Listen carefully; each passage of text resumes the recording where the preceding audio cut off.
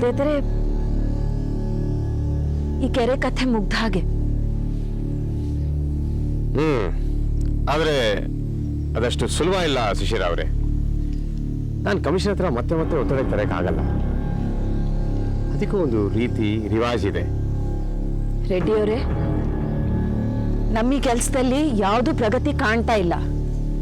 ಪ್ರಾರಂಭವಾದಾಗಿಂದ ಹೇಗಿತ್ತೋ ಹಾಗೇ ಇದೆ. ಅದಕ್ಕೆ ನಾನು ಹೇಳ್ತಾ ಇರೋದು. ಆದ್ರೆ ಆ ಹುಡುಗನ ಇಂಟ್ರೋಗೇಷನ್ ಮಾಡಿದ್ದಾರೆ, ಅರೆಸ್ಟ್ ಮಾಡಿದ್ದಾರೆ. ಅವನಿಗೆ ಯಾವ್ದು ಸಂಬಂಧ ಇಲ್ದಿರೋ ಹುಡುಗನ್ನ ಹಿಡ್ಕೊಂಡು ಏನೇನೋ ಪ್ರಶ್ನೆಗಳು ಕೇಳ್ಬಿಟ್ರೆ ಏನ್ ಪ್ರಯೋಜನ?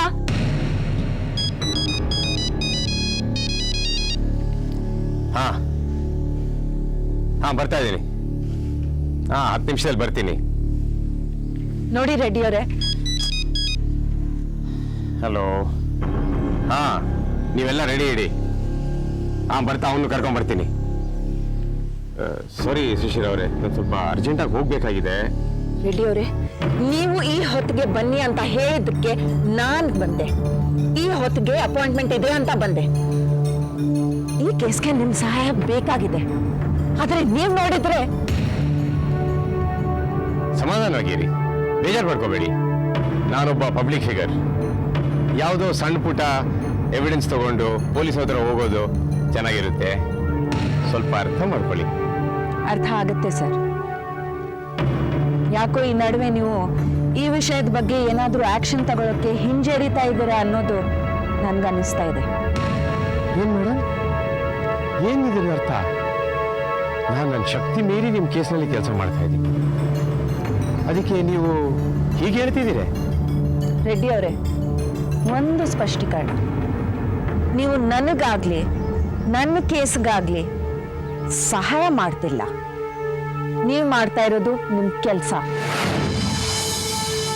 ಸಾರ್ವಜನಿಕರ ಯೋಗಕ್ಷೇಮ ನೋಡ್ಕೊಳ್ಳಕ್ಕೆ ಅಂತಾನೆ ನಿಮ್ಮನ್ನ ನೇಮಕ ಮಾಡಿರೋದು ಅಲ್ವಾ? ಓಹೋ ಶಿಶಿರ ಅವರೇ, ಸಮಾಧಾನ ಮಾಡ್ಕೊಳ್ಳಿ. ಅಷ್ಟು ಎಕ್ಸೈಟ್ ಆಗೋ ಅವಶ್ಯಕತೆ ಇಲ್ಲ. ದಯವಿಟ್ಟು ನನ್ಗೇನೋ ಉಪಕಾರ ಮಾಡೋರ್ ತರ ಮಾತಾಡ್ಬೇಡಿ. ಪಾಪ ಒಂದ್ ಹುಡುಗಿ ಜನರ ಹಿತ ಕಾಪಾಡಬೇಕು ಅಂತ ತನ್ನ ಜೀವಾನೇ ಬಲಿ ಕೊಟ್ಟಿದೆ. ಅಂಥದ್ರಲ್ಲಿ ನೀವು ಅವಳ ತ್ಯಾಗಕ್ಕೆ ಕೊಡ್ತಾ ಇರೋ ಬೆಲೆ ಇಷ್ಟೇನಾ? ಅದ್ ಸರಿ, ಆದ್ರೆ ಮೇಡಮ್, ನೀವು ಒಂದು ಸೀನೇ ಕ್ರಿಯೇಟ್ ಮಾಡ್ತಾ ಇದ್ದೀರಾ. ನೀವು ಸ್ವಲ್ಪ ಓವರ್ ರಿಯಾಕ್ಟ್ ಮಾಡ್ತಾ ಇದ್ದೀರಾ ಅಂತ ಅನ್ನಿಸ್ತಾ ಇದೆ. ರೆಡ್ಡಿ ಅವರೇ, ನೀವು ರಾಜಕಾರಣಿ ಆದರೂ ಒಳ್ಳೆ ಮನುಷ್ಯ, ನೀತಿಗೆಟ್ಟವ್ರಲ್ಲ ಅಂತ ಅನ್ಕೊಂಡಿದ್ದೆ. ಆದ್ರೆ ಈಗ ನಿಮ್ ವಿಷಯದಲ್ಲಿ ಆ ಹುಡುಗ ಹೇಳಿದ್ದು ನಿಜ ಅನ್ನಿಸ್ತಾ ಇದೆ. ಯಾವ ಹುಡುಗ? ಏನ್ ಹೇಳ್ದ ನನ್ನ ಬಗ್ಗೆ?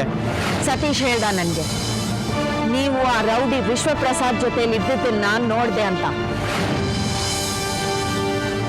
ಆದ್ರೆ ನಾನು ಆ ಮಾತನ್ನ ನಂಬಿರ್ಲಿಲ್ಲ. ನನ್ನ ವಿಶ್ವಪ್ರಸಾದ್ ಜೊತೆ ನೋಡಿದಂತ? ಇಂಪಾಸಿಬಲ್, ಸಾಧ್ಯನೇ ಇಲ್ಲ. ಏನ್ ಮಾತು ಅಂತ ಆಡ್ತಾ ಇದ್ದೀರಾ? ನೋಡಿ ಮಿಸ್ಟರ್ ರೆಡ್ಡಿ, ನಾನು ಇಲ್ಲಿವರೆಗೂ ಅವನ್ ಮಾತು ನಂಬಿಲ್ಲ. ಆದ್ರೆ ಈ ಕೇಸ್ ವಿಷಯದಲ್ಲಿ ಏನು ಪ್ರಗತಿ ಆಗ್ಲಿಲ್ಲ ಅಂದ್ರೆ ಆಗ ಗೊತ್ತಾಗತ್ತೆ ಯಾರ ಮಾತು ಎಷ್ಟು ನಿಜ ಅಂತ.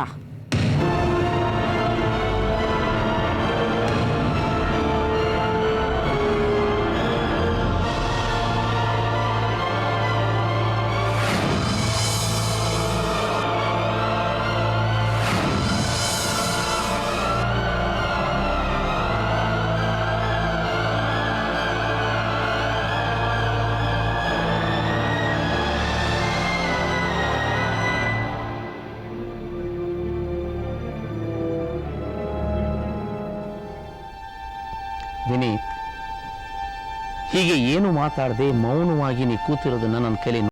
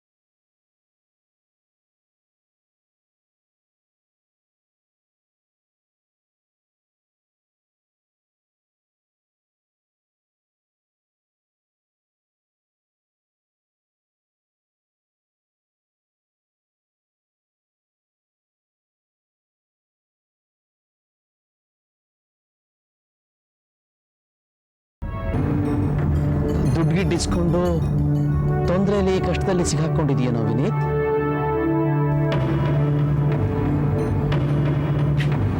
ಅಂಥದ್ದೇನಿಲ್ಲ ಅಪ್ಪ. ವಿನೀತ್, ಪರವಾಗಿಲ್ಲ ಹೇಳಯ್ಯ.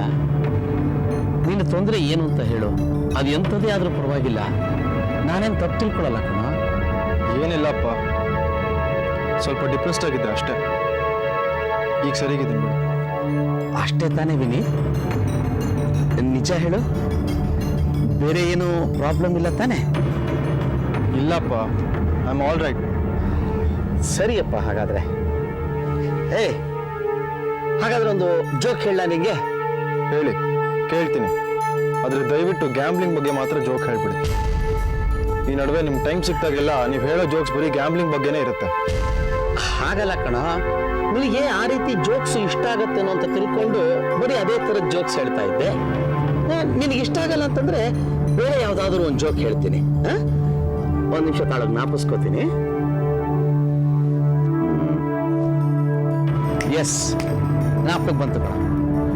ಒಂದು ಸಲ ಒಂದು ಬಸ್ ತುಂಬ ರಾಜಕಾರಣಿಗಳು ಒಂದು ಹಳ್ಳಿನ ವಿಸಿಟ್ ಮಾಡಿದ್ರಂತೆ. ಸರಿ, ಹಳ್ಳಿ ರಸ್ತೆ ನಿನಗೆ ಮೊದಲೇ ಗೊತ್ತಲ್ಲ, ಹಳ್ಳ ದಿಣ್ಣೆ ಬರೀ ತಗ್ಗು ಇದೇ ಥರ ಇತ್ತು.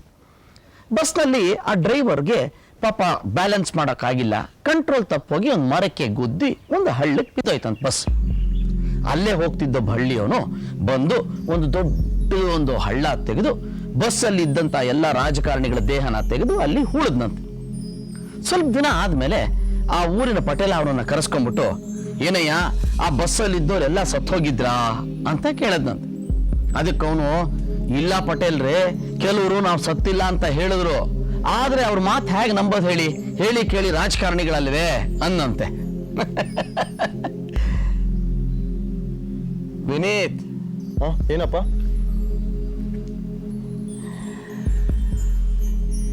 ಯಾಕೋ ಮರಿ, ನಿನಗೆ ಯಾವುದೋ ಸಮಸ್ಯೆ ಕಾಡ್ತಾ ಇದೆ ಕಣ. ಏನು ಅಂತ ಹೇಳು.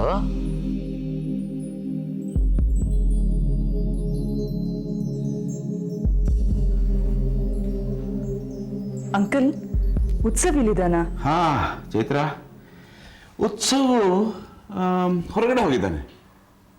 ಓ, ಶರತ್ ಜೊತೆ ಹೋಗಿದ್ದಾನಾ? ಶರತ್ ಜೊತೆ ಹೋಗಿದ್ದಾನೆ. ಅವರು ಎಲ್ಲಿ ಹೋಗಿದ್ದಾರೆ ಅಂತ ಗೊತ್ತಾ ನಿಮಗೆ? ಬಹುಶಃ ಬಾಬು ಅಂಗಡಿ ಹೋಗಿರ್ಬೇಕು. ಐಸ್ ಕ್ರೀಮ್ ಕೊಡಿಸ್ತೀನಿ ಅಂತ ಅವ್ನು ಕರ್ಕೊಂಡು ಹೋಗಿದ್ದಾನೆ. ಕೂತ್ಕೋ, ಬಾ. ಚೆನ್ನಾಗಿದ್ಯಾ? ಆಮೇಲೆ ಹೇಗೆ ನಡೀತಾ ಇದೆ ನಿಮ್ಮ ಕನ್ಸಲ್ಟೆನ್ಸಿ ಬಿಸ್ನೆಸ್? ಓ, ಬಹಳ ಚೆನ್ನಾಗಿ ನಡೀತಾ ಇದೆ ಚೈತ್ರ. ನನಗೆ ಇದು ಮಾಡಿ ಪೂರೈಸೋಕ್ಕಾಗದಷ್ಟು ಕೆಲಸ ಸಿಗ್ತಾ ಇದೆ. ಮತ್ತೆ ಈ ಮಾರ್ಕೆಟಿಂಗ್ ವಿಷಯದಲ್ಲಿ ಒಳ್ಳೆ ಅನುಭವ ಇರೋ ಜನ ಎಲ್ಲಿ ಸಿಗ್ತಾರೆ ಅಂಕಲ್? ನಿಜ, ನೀನು ಹೇಳೋದು ನಿಜ ಮರಿ. ಮಜಾ ಅಂದ್ರೆ ನನಗೆ ಗೊತ್ತಿಲ್ಲ ಇಷ್ಟು ನನಗೆ ಡಿಮಾಂಡ್ ಬರುತ್ತೆ ಅಂತ.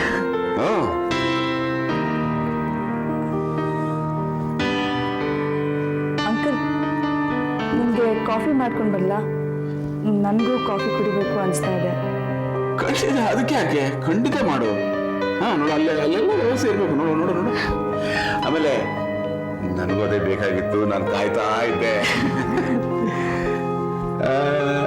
ಸ್ವಲ್ಪ ಸಕ್ಕರೆ ಸ್ವಲ್ಪ ಕಡಿಮೆ ಹಾಕಿ ಮಾಡು, ಏನೋ.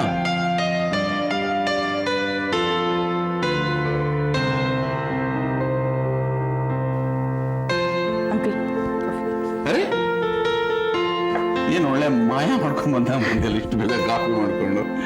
Thank you, thank you.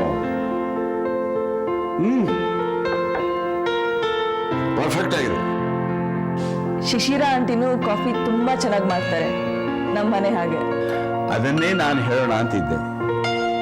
Coffee ನಮ್ಮ ಶಿಶಿರಾದು ನಿಂದು ಒಂದೇ ರುಚಿಯಾಗಿರುತ್ತೆ.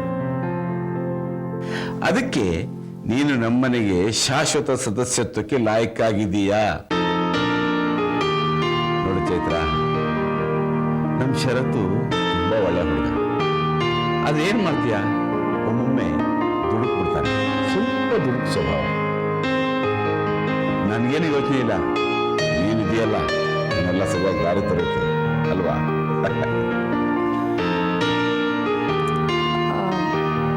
ಅಂಕಲ್, ನಿಮ್ಮ ಸ್ವಂತ ಊರು ಯಾವುದು?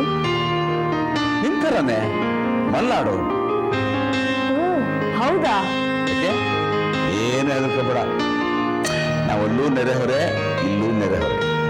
ಮಲ್ನಾಡ್ ಸರಿ, ಆದ್ರೆ ಅಲ್ಲಿ ಚಿಕ್ಕಮಗಳೂರು ಜಿಲ್ಲೆ ಅಮ್ಮ, ಅಲ್ಲೂ ನಾವು ನೆರೆಹೊರೆ, ಇಲ್ಲೂ ನಾವು ನೆರೆಹೊರೆ. ಆದ್ರೆ ತುಂಬಾ ದಿನ ನಾವು ಹೀಗೆ ನೆರೆಹೊರೆಯವರಾಗಿರೋಕ್ಕಾಗಲ್ಲ.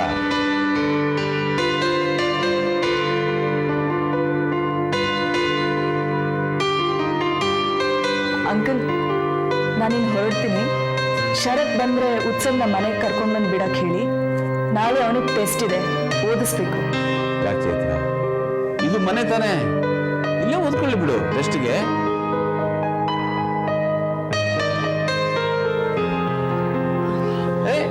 ಕೂತ್ಕೋ ಐಸೆ, ಕೂತ್ಕೋ. ಏನ್ ನಿನ್ ಮಗ ಏನ್ ಕಳೆದೋಗ್ಬಿಡೋದಿಲ್ಲ, ಒಂದ್ 2 ನಿಮಿಷ ಕೂತ್ಕೋ, ಮಾತಾಡ. ಅವರು ಬಾಬು ಅಂಗಡಿಗೆ ತಾನೇ ಹೋಗಿರೋದು, ದೂರ ಎಲ್ಲೂ. ನಿಜ ಕಣೆ, ಬಾಬು ಅಂಗಡಿಗೆ ಹೋಗಿರೋದು, ಐಸ್ ಕ್ರೀಮ್ ತಿನ್ನಕ್ಕೆ ಹೋಗಿರೋದು. ಈಗ ಒಂದು ಕೆಲಸ ಮಾಡು, ನನಗೆ ಇಂಥದ್ದೇ ಇನ್ನೊಂದು ಕಪ್ ಕಾಫಿ ಮಾಡ್ಕೊಂಬ, ಆಮೇಲೆ ನೀನು ಬಿಡೋದು.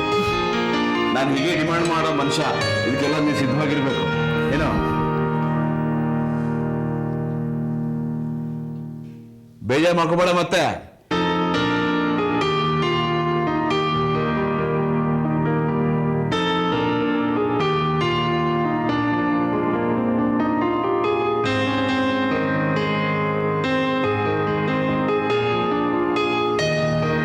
ಆಯುಷ್ಮಾನ್ ಭವ, ಉತ್ತರೋತ್ತರ ಅಭಿವೃದ್ಧಿರಸ್ತು.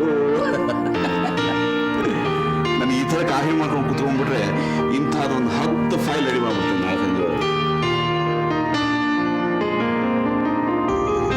ಅಣ್ಣ, ತುಂಬಾ ಥ್ಯಾಂಕ್ಸ್ ಮಾತಾಡಿದ್ದಕ್ಕೆ. ಯಾರ ಹತ್ರ ಏನ್ ಮಾತಾಡಿದ್ದಕ್ಕೆ? ಅಣ್ಣ, ಅವನೀಗ ನನ್ನ ರೆಗ್ಯುಲರ್ ಆಗಿ ಮೀಟ್ ಮಾಡ್ತಾನೆ. ಮತ್ತೆ ಮೀಟ್ ಮಾಡ್ಲೇಬೇಕು, ಎಲ್ದಾದ್ರೆ ಅಷ್ಟೇ. ಹೌದು, ಏನೋ ಅರ್ಜೆಂಟಾಗಿ ಮಾತಾಡಬೇಕು ಅಂತ ಹೇಳ್ತಾ ಇದ್ದೆ, ಏನ್ ಸಮಾಚಾರ? ಅದು ನಾನು ನಿಮ್ಮನ್ನೇನೋ ಕೇಳಬೇಕಾಗಿತ್ತು, ಅದಕ್ಕೆ. ಕೇಳಮ್ಮ, ಇದಕ್ಕೇನು ಸಂಕೋಚ, ಕೇಳು. ನನಗೆ ಸ್ವಲ್ಪ ಸಾಲ ಕೊಟ್ಟಿರ್ತೀರಾ ಅಣ್ಣ? ಸಾಲನ? ಒಳ್ಳೆ ಹುಚ್ಚಿಯಾಗಿ ಮಾತಾಡಬೇಡ. ಎಷ್ಟು ಬೇಕು ಹೇಳು. ಇಲ್ಲ, ನೀವು ಸಾಲ ಅಂತ ಕೊಟ್ರೆ ಮಾತ್ರ ನಾ ತಗೊಳ್ಳೋದು. ಏನಮ್ಮ ಈಗ ಮಾತಾಡ್ತಾ ಇದೀಯ? ನನ್ನ ಹತ್ರ ಇರೋದೆಲ್ಲ ನಿಂದೆ ಅಲ್ವಾ? ಅದು ನನ್ಗಲ್ಲ ಅಣ್ಣ. ಮತ್ತಿನ ಯಾರಿಗೆ? ಅಂದ್ರೆ ನನ್ಗೇನೆ, ಆಮ್ಲನ್ಗೆ. ಅಮ್ಲಾನಿಗ? ಅವನಿಗೆ ಯಾಕಂತ? ಅದೇನೋ ಪ್ರಾಪರ್ಟಿ ಕೊಂಡ್ಕೋಬೇಕು ಅಂತಿದ್ದಾನೆ, ಅದಕ್ಕೆ. ಪ್ರಾಪರ್ಟಿನ? ಯಾವ ಪ್ರಾಪರ್ಟಿ? ನಂಗೂ ಸರಿಯಾಗಿ ಗೊತ್ತಿಲ್ಲ ಅಣ್ಣ. ಅದ್ಯಾವುದೋ ದೇವನಹಳ್ಳಿ ಹತ್ರ ಅಂತ ಹೇಳ್ದ. ಈಗೇನು ನೀವು ಕೊಡ್ತೀರಾ ಇಲ್ವಾ? ಅಲ್ಲಮ್ಮ, as vice president of the company, ಅವ್ನ ಕಂಪನಿ ನಾನೇ ಸಾಲ ಪಡಿಬೋದಿಲ್ಲ? ನಂಗೆ ಅದೆಲ್ಲ ಗೊತ್ತಿಲ್ಲ ಅಣ್ಣ. ಅವನು ನನಗೆ ಹೇಳ್ದ, ನಾನು ಮತ್ತೆ ಏನು ಕೇಳೋದಕ್ಕೆ ಹೋಗ್ಲಿಲ್ಲ. ಬೇಜಾರು ಮಾಡ್ಕೋಬೇಡ, ಸರಿ? ನೋಡು, ಎಲ್ಲದಕ್ಕೂ ಒಂದು ಸಿಸ್ಟಮ್ಮು, ಒಂದು ಮೆಥಡು ಅಂತ ಇರುತ್ತೆ. ಆದರೆ ಇವನು ಎಲ್ಲ ಸಿಸ್ಟಮು, ರೂಲ್ಸು ಎಲ್ಲ ಬ್ರೇಕ್ ಮಾಡ್ತಾ ಇದ್ದಾನಲ್ಲ, ಅದು ಯಾಕೆ ಅಂತ ನನಗೆ ಗೊತ್ತಾಗ್ತಾ ಇಲ್ಲ. ಅಂಥದ್ದೇನು ಮಾಡ್ದ ಅಣ್ಣ ಅವನು? ಮಾಡಿದ್ದಾನೆ, ಇಂಥದ್ದೇ ಅಂತ ಪಿನ್ ಪಾಯಿಂಟ್ ಮಾಡೋಕ್ಕಾಗ್ತಾ ಇಲ್ಲ ಅಷ್ಟೆ. ಮತ್ತೆ ನೀನ್ ಯಾಕೆ ಒಂಥರ ಹೇಳ್ದೆ ಅದನ್ನ? ಹೋಗ್ಲಿ ಬಿಡಮ್ಮ, ಫರ್ಗೆಟ್ ಇಟ್. ಅಣ್ಣ, ನೀವು ಸುಮ್ಮನೆಲ್ಲ ಏನು ಹೇಳೋದಿಲ್ಲ. ಏನು ಕಾರಣ ಅಂತ ಹೇಳಿ ಅಣ್ಣ. ಏನೋ ಮಾಡಿದ್ನಮ್ಮ, ಅದು ನನಗೆ ಸ್ವಲ್ಪನೂ ಸರಿ ಅನ್ನಿಸ್ಲಿಲ್ಲ. ಏನು ಮಾಡ್ದ ಅಣ್ಣ? ಏನೋ ಯೂನಿಯನ್ ವಿಷಯ, ಸಮಸ್ಯೆ ಬಗೆಹರಿಸ್ತೀನಿ ಅಂತ ಹೇಳ್ದ. ನಾನು ಒಪ್ಕೊಂಡೆ. ನನಗೆ ಹೇಳ್ದೆ ಕೇಳದೆ ಹಿಂಸಾಚಾರ ನಡೆಸಿದ. ಅಂದ್ರೆ ಅವ್ನು ಯಾರಿಗೋ ಹೊಡ್ಸಿ ಗಿಡ್ಸಿ ಗೂಂಡಾಗಿರಿ ಮಾಡಿದಾನ? ಹೌದಮ್ಮ, ಆ ಚಿಂತಾಮಣಿಗೆ ಸಿಕ್ಕಾಪಟ್ಟೆ ಹೊಡಿಸಿದಾನೆ, ಗೂಂಡಾಗಲಿ. ಹೌದಾ? ಓ ಮೈ ಗಾಡ್. ನಾನು ಅವನ ಹತ್ರ ಮಾತಾಡ್ತೀನಿ. ಅಫ್ಕೋರ್ಸ್ ಇದಕ್ಕೂ ಏನು ಸಂಬಂಧ ಇಲ್ಲ ಅಂತ ಹೇಳೋನು. ಅವನಿಗೆ ಸ್ವಲ್ಪ ಸಮಾಧಾನವಾಗಿ ನಡ್ಕೊ ಅಂತ ಹೇಳಮ್ಮ. ಇದೆಲ್ಲ ಚೆನ್ನಾಗಿಲ್ಲ.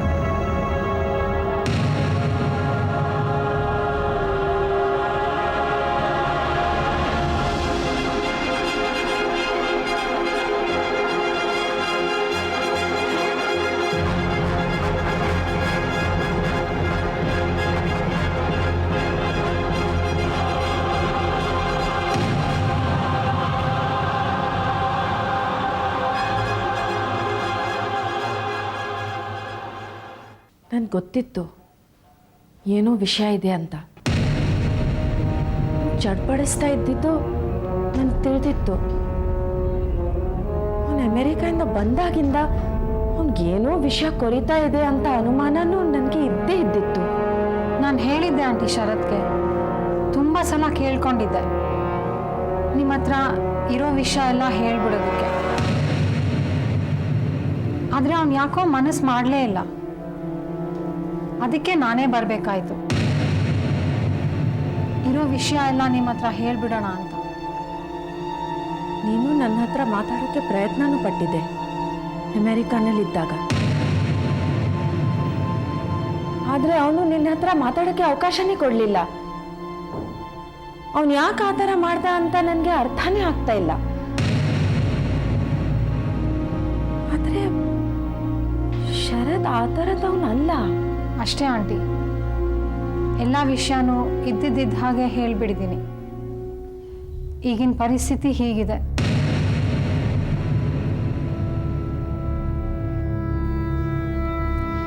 ಈಗ ನೀವೇ ಹೇಳಬೇಕು ನಾನೇನು ಮಾಡೋದು ಅಂತ. ನನಗಂತೂ ಏನೂ ತಿಳಿತಾನೇ ಇಲ್ಲ. ರಾಧಿಕಾ,